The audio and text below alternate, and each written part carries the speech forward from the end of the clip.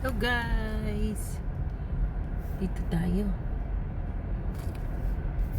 Ako, tinanggal na nila guys yung mga puno dyan. Tinanggal na nila yung mga puno dyan. Ang ganda pa naman yan guys pag nagpo-frosty.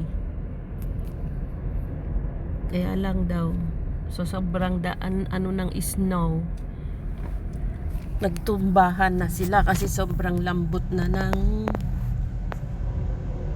lupa. Sama kayo guys. Lalabas tayo kasi maganda yung panahon guys.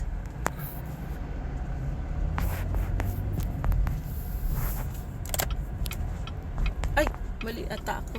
Ay, tama. Ay, kala ko mali ako guys.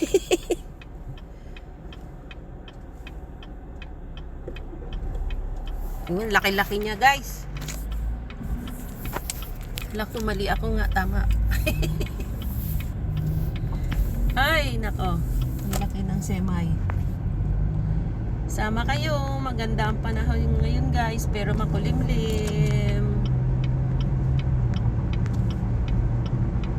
Baka mapadaan ako sa inyong wall. Pa-count me in naman po. Like and share.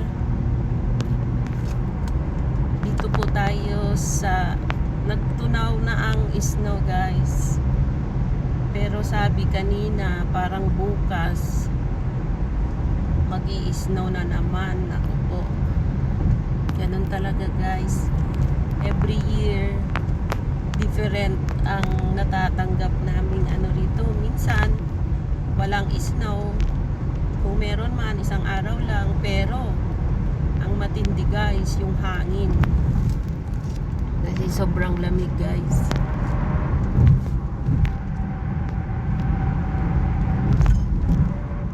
Kaya yan. Tapos nag-aano na rin sila guys, so nagpe-fertilizer din sila ng kanilang mga mga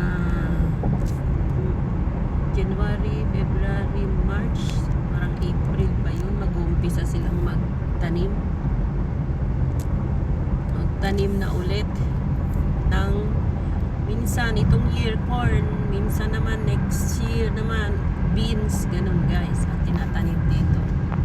Marami kaming corn dito guys, corn field. Ang mga buhay ng mga farmers, corn ang mga tinatanim dito sa Iowa, Pinay in Iowa guys.